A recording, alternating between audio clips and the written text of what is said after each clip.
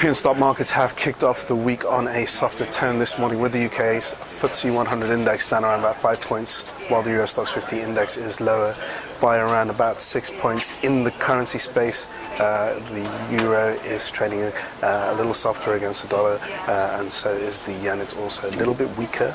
And in the peripheral bond market space, both Spanish and Italian bond yields are relatively calm. US stock futures, however, are trading higher, with the Dow Jones Industrial average front-month futures contract up around about 48 points, while the S&P 500 front-month future contract is up about 6 points. Good morning, I'm Ishaq, Siddiqi, and welcome to a daily market bite, your snapshot of what's going on in global markets today. So let's kick it off with what happened on Friday. We had a pretty positive US payrolls report. It was seen as a bit of a goldilocks report, not too hot and not too cold, in the sense that we are seeing signs in the US labor market, signs of life, and a bit of a recovery, but at the same time it's still quite fragile, with the unemployment rate stubbornly high, so that builds a bolder case for the Federal Reserve to not taper quantitative easing anytime soon. That has been met with cheer across global markets, as investors are evidently not ready for the Federal Reserve to start tapering asset purchases anytime soon. Now, going into Asian trade overnight, we've had a wealth of Chinese economic data out of the weekend. Data including import prices, industrial production, retail sales.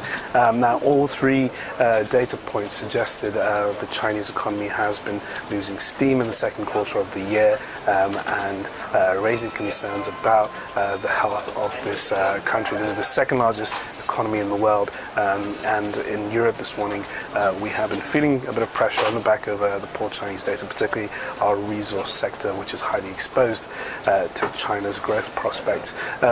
China's weak economic data also weighed on Australian and Indian markets, again both heavily exposed to China's growth prospects and China's recovery. That, however, was mixed with the fact that we had some better data out of out of Japan.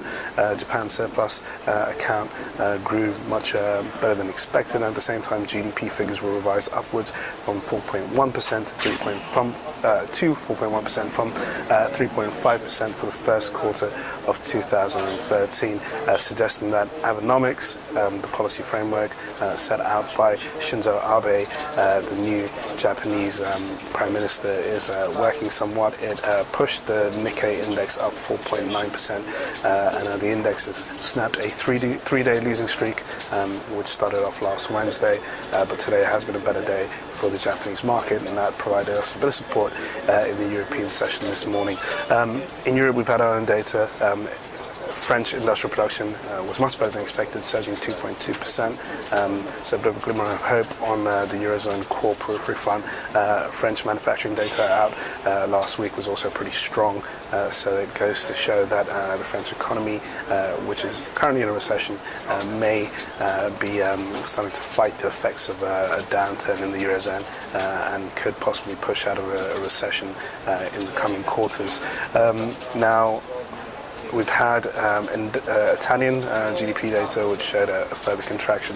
Not a big surprise, given the fact that Italy is going through a big transformation on a political level, as the government now is set up there after months of political paralysis, and at the same time it is also having to contend with a wave of austerity cuts. So investors haven't really taken that as a negative or a positive, quite indifferent on the whole to the Italian GDP release. There's not much else out on the European economic data plate today, so all the attention will be on data out this week. We have the German court ruling on the OMT program tomorrow. At the same time, we have industrial and manufacturing numbers out of the UK on Tuesday.